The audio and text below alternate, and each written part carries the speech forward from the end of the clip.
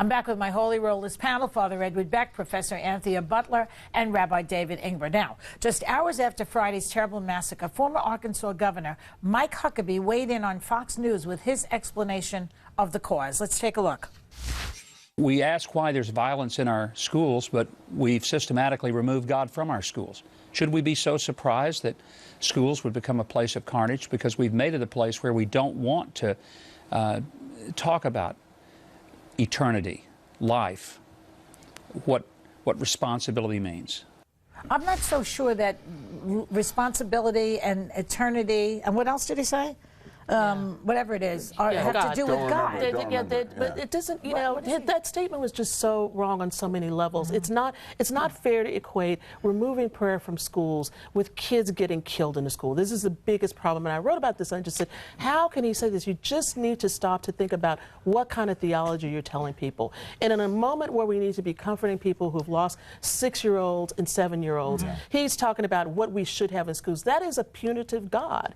And if you believe in that punitive God, then you've got issues. It's the other side of actually wanting God to be involved in all of the details of our life, that you wind up having this kind of silly theology about God's involvement in something like this, instead of blaming the real blame, which is society that is saturated with violence. Everywhere you look, there's violence. And pointing to the etiology of the disease and not its symptoms, he says something so stupid. I mean, honestly, let's just call it what it is. It's really stupid. I don't think it was necessarily so stupid.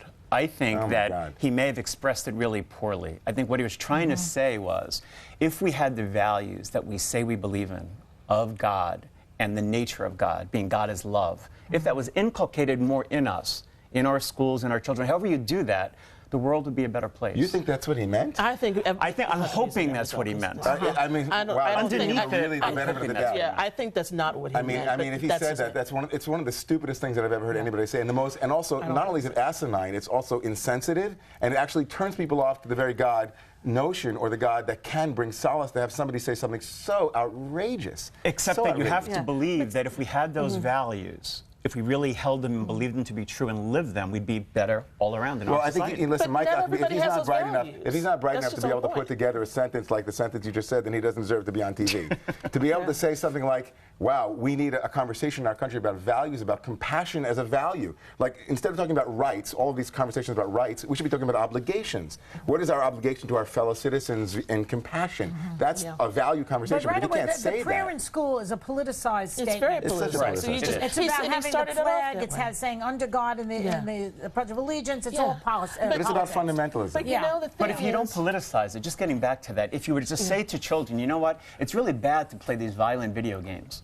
That's really destructive. They are. This would be more helpful to you. Do you think it's immoral for these people who produce these video games to be held accountable also? I think that they are. I don't think it's just video games, though. I don't think it's just video games. We keep harping on video games, video games, video games. This kid is 20 years old. He probably had video games. His mother took him to the firing range. Yeah, that's right. Okay, let's talk about that. Right. That's not a video game. If somebody's playing a video game, half of the time they're getting this off on the video game. None of these people that have done these shootings. No. But think about this. None of the people who go out and do these shootings are sitting around playing video games. They're having psychological problems. That's all this stuff is going on. That's absolutely true. And this is a problem. I don't want to hear about Here's the problem with Joy's question. Here's the problem. I'm sorry, I love the question, but I think it's problematic. Here's the problem. If you point your finger to blame those who create the videos, it's the whole cycle is sick. Where are you going to point in this circle of our cultural causes and effects? Well, the people who buy them, the parents who allow it. People who buy them, and the culture that values that. I mean, we don't. But don't you think that these type of video games inure kids, you know,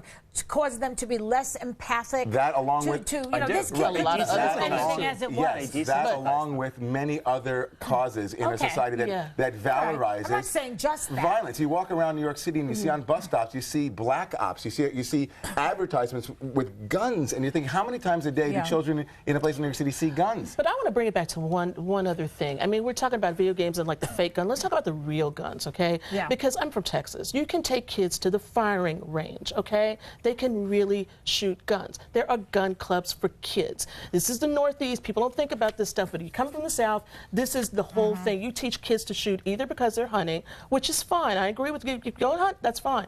But why are you taking a kid to shoot off an AK-47? This is what I don't understand. And that's what I'm talking about. That's entertainment. But why are parents doing that? A parent should not be doing that with their kids. Because they're just as bad. They're just stupid, too. Yeah.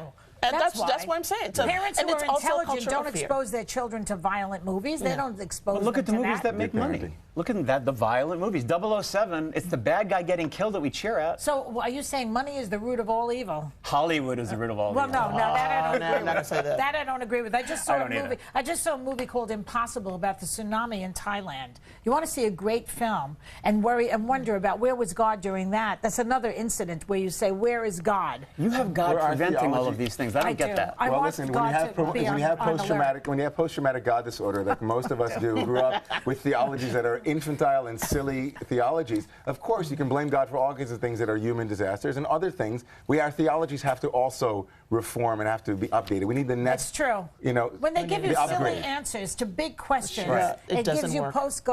Post-traumatic God disorder. Absolutely. Post-traumatic Don't God blame poor disorder. God. Take All right. responsibility ourselves. I do believe that. I'm a humanist, basically. But So stop blaming God. Thank you guys very much. Coming up, is the NRA finally ready to admit that something needs to be done about our nation's gun culture? A debate over stricter gun control laws. That and more next. Stay there.